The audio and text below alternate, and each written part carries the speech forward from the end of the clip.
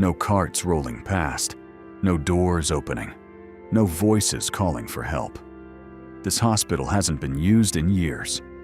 And yet, standing here, it doesn't feel empty. It feels paused, like something drew a single breath and simply never exhaled. Like the building is waiting for someone to come back and give it permission to continue. That feeling is specific. It's not the vague unease of a dark room or a strange sound in a quiet house. It's something more precise than that, and something about what this place was built to do, and the fact that it no longer does it. Welcome to Fascination Reality. Hospitals are built around motion, urgency, response. Even when patients sleep, the building doesn't.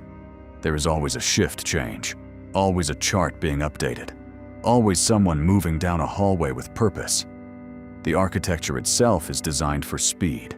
Wide corridors, smooth floors, rooms arranged to reduce the distance between a problem and its solution.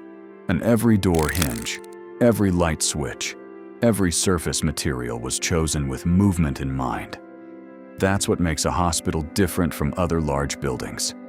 An office can be empty on a Sunday and feel simply quiet. A school can sit closed through summer and feel like it's resting. But a hospital doesn't have a mode for stillness. It was never designed to stop. It was designed to react, constantly, indefinitely. And when it does stop, something in the space registers that wrongness immediately. You don't have to know the history of a place like this to feel it. Your body senses it before your mind explains it. Something expects a response that never comes. Every element of this building once served speed. The hallways weren't wide for aesthetics. They were wide so that two gurneys could pass each other without slowing down.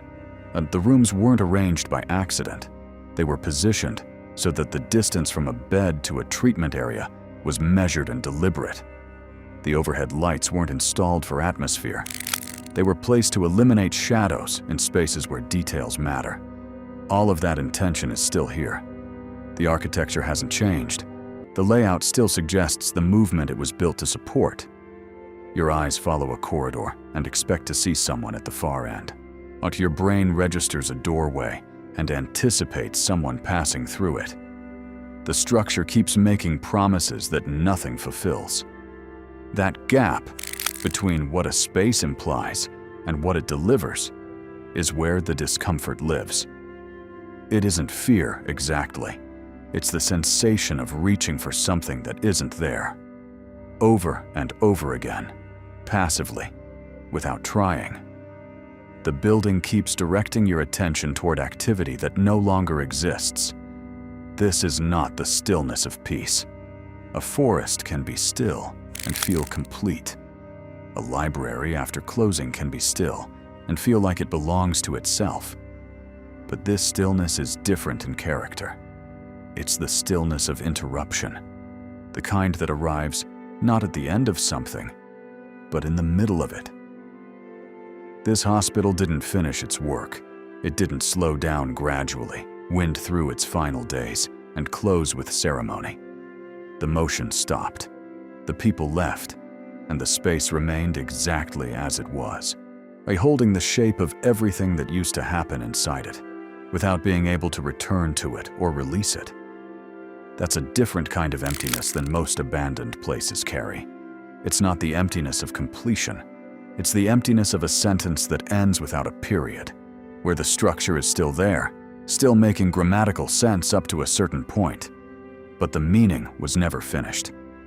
The hospital feels suspended, not at rest, suspended, as if time is still running, but the building fell out of it somewhere along the way and hasn't caught back up. Look closer at the details. They're still here. A chair pushed slightly back from where it would have sat, flush against the wall. Not knocked over, not thrown. Just moved the small distance a person creates when they stand up in a hurry and don't think to straighten it. A door left standing open at roughly the angle it reaches when someone passes through without looking back. Some marks along the floor where years of bed wheels traced the same paths thousands of times until the surface recorded it. A permanent map of a routine that no longer runs. These details don't tell dramatic stories. They don't suggest accidents or emergencies or sudden departures. They show something quieter and in some ways more affecting than that. They show routine. The ordinary, repeated, unremarkable rhythm of a place that was used constantly and consistently by people doing their jobs. And the routine is gone. The evidence of it remains. And there's a particular weight to that combination, to seeing the physical residue of something ordinary that has become, through its absence, extraordinary. The chair was pushed back 10,000 times before the last time. The door was left open 10,000 times before the last time. At no point did any of it feel like it was about to become permanent. That's what you're standing in. Spaces were built to be used, and also to spaces were built to be used, and also to be left. The leaving was always part of the design. Hospitals are different. They don't have an off position. They exist specifically to react, to respond to need, to move in answer to urgency, to be in constant relationship with the people inside them. A hospital room that isn't being used isn't resting. It's failing at its only function. The bed without a patient isn't neutral. The call button without anyone to press it isn't dormant. These things exist only in relation to the activity they support, and without that activity, they don't become something else. They become a kind of absence with a shape. When motion disappears from a hospital, the building loses its meaning faster and more completely than almost any other kind of structure. What remains isn't silence. It isn't even emptiness in the usual sense. It's unfinished intent, the shape of a purpose that never resolved. This hospital isn't unsettling because something happened here. That's the easy explanation, the one we reach for automatically when a place makes us uneasy, because it gives us somewhere to put the feeling. Something bad happened. That's why it feels this way. But that framing misses what's actually happening in a place like this. It isn't the past that creates the discomfort. It's the present. It's the fact that right now, in this moment, a building that was designed entirely around continuous action contains no action at all. The structure is intact. The systems are in place. The layout still points toward everything a working hospital needs, and nothing moves. There is a version of a place that exists only when it's being used.